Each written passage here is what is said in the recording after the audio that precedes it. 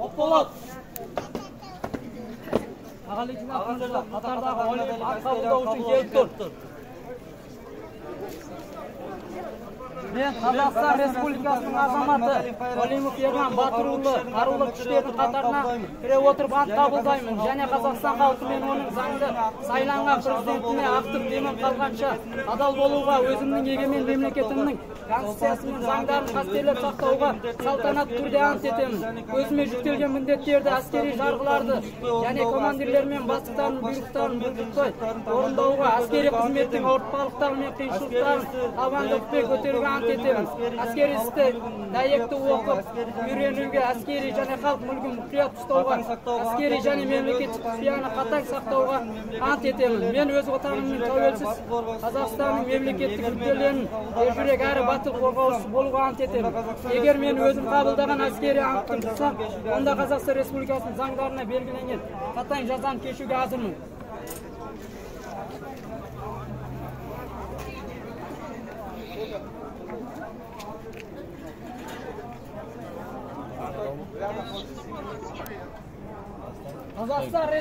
Қазақстан Республикасына қызмет етем. Молодец, құтты болсын.